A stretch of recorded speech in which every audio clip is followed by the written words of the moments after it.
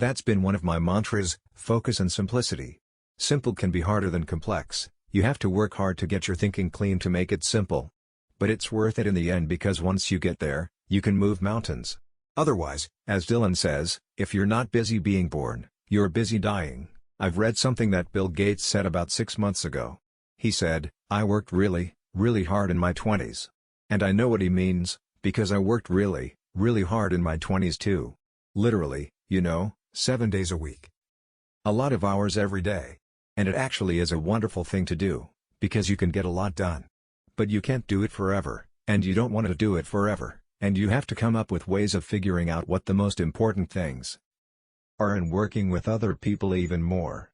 In a bravura demonstration of stonewalling, righteousness, and hurt sincerity, Steve Jobs successfully took to the stage the other day to deny the problem, dismiss the youre.com wrote.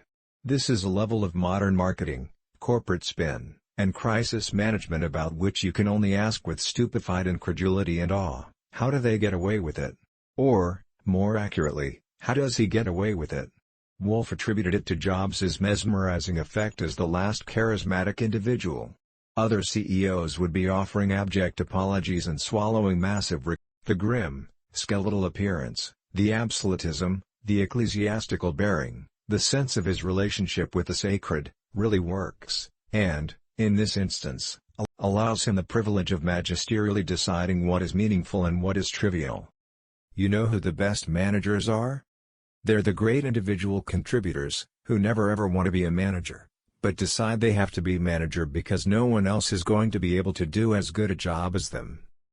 In 2 days he saw Rupert Murdoch, his son James, and the management of their Wall Street Journal, Arthur Sulzberger Jr. and the top executives at the New York Times, and executives at Time, Fortune, and other Time Incorporated magazines. "I would love to help quality journalism," he later said. "We can't depend on bloggers for our news. If you just sit and observe, you will see how restless your mind is. If you try to comment, it only makes it worse, and you start to see things more clearly and be in the present more. Your mind just slows down, and you see a tremendous expanse in the moment. You see so much more than you could see before. It's a discipline, you have to practice it." Taking LSD was a profound experience, one of the most important things in my life. LSD shows you that there is another side to the coin, and you can't remember it when it wears off, but you know it. It reinforced my sense of what was important. Creating great things instead of making money, putting things back into the stream of history and of human consciousness as much as I could. Have the courage to follow your heart and intuition. They somehow already know what you truly want to become. Everything else is secondary. If you want to live your life in a creative way, as an artist, you have to not look back too much. You have to be willing to take whatever you've done and whoever you were and throw them away.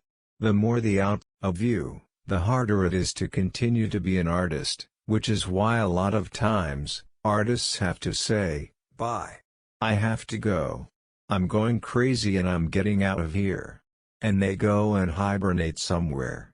Maybe later they re-emerge a little,